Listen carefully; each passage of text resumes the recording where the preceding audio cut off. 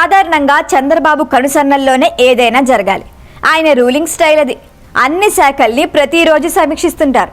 మంత్రుల పనితీరుపై ఎప్పటికప్పుడు రివ్యూలు తెప్పించుకుంటారు. వాళ్ళకి రేటింగ్స్ ఇస్తుంటారు. అలాంటి ముఖ్యమంత్రి పవన్ కళ్యాణ్కి ఫుల్ ఫ్రీ హ్యాండ్ ఇచ్చారు. టాలీవుడ్పై ఏపీ ప్రభుత్వ వైఖరి ఏంటనేది పవన్ నేరుగా ప్రకటించారు. కేవలం టీడీపీ తరపున కాదు, ఎన్డీఏ తరపున నేను ఈ మాట చెబుతున్నానంటూ ఆయన ప్రకటించారు. ఈ ఒక్క స్టేట్మెంట్తో పవన్కి చంద్రబాబు ఎంత ఫ్రీ హ్యాండ్ ఇచ్చారో అర్థమవుతోంది. మాకు సినిమా పరిశ్రమ మీద గౌరవం ఉంది. నారా చంద్రబాబు నాయుడు గారు ఇప్పటికి 4వ ముఖ్యమంత్రి. ఆయన 3 సార్లు కానీ 4 సార్లుగా ముఖ్యమంత్రి కూడా ఈ సమయంలో తెలుగు చిత్ర పరిశ్రమను ఇబ్బంది పెట్టలేదు. సినిమాలు తీయకుండా రాజకీయాలు చేసేవాళ్ళు మాకు నచ్చం. అది ఎన్డీఏ తరపు నుంచి నేను చెప్తా ఉన్నాను. తెలుగు చిత్ర పరిశ్రమ గురించి మాట్లాడాలి అంటే సినిమాలు తీసి దానికి సాధక బాధలు అర్థం చేసుకున్న వాళ్ళే మాట్లాడాలి. మన తెలుగుదేశం, జనసేన, భారతీయ జనతా పార్టీ, ఎన్డీఏ ప్రభుత్వం వారితోనే మాట్లాడతాం, వారితోనే గుర్తిస్తాం. టాలీవుడ్ కోసం ఆయన ఎలాంటి ప్రకటన చేశారనేది ఇక్కడ మ్యాటర్ కాదు.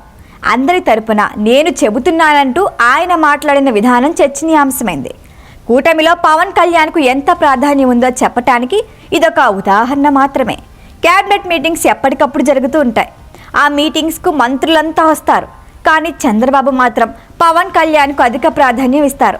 తనకు దగ్గరలోనే పవన్ ఉండేలా ఆయన చూసుకుంటారు.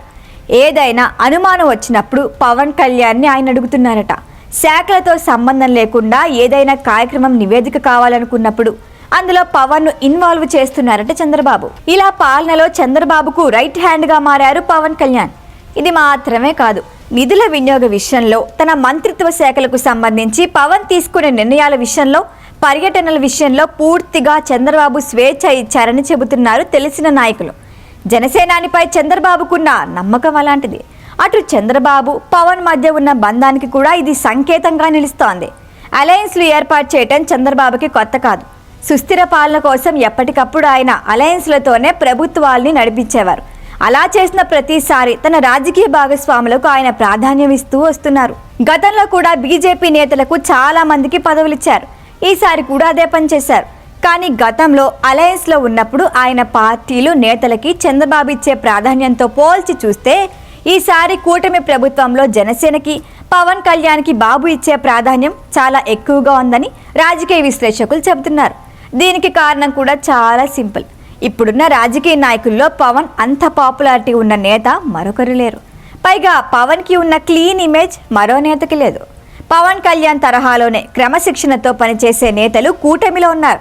కాకపోతే వాళ్ళందరికీ మించిన డెడికేషన్ పవన్ కళ్యాణ్లో చూశారు చంద్రబాబు. ప్రజలకు ఏదైనా చేయాలనే బలమైన కోరిక పవన్లో ఉందనే విషయాన్ని గ్రహించారు. అందుకే పవన్కి ఫ్రీ హ్యాండ్ ఇచ్చారు. ప్రజలకు మంచి చేస్తానంటే ఎవరు అడ్డుకుంటారు చెప్పండి?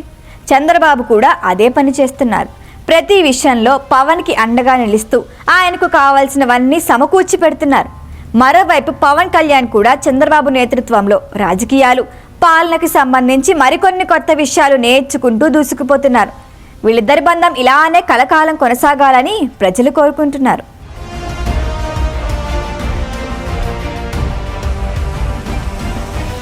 ఈ వీడియో కనుక మీకు నచ్చినట్టయితే లైక్ చేయండి, షేర్ చేయండి, సబ్స్క్రైబ్ చేయండి. అలాగే పక్కనే ఉన్న బెల్ ఐకాన్ని క్లిక్ చేయండి.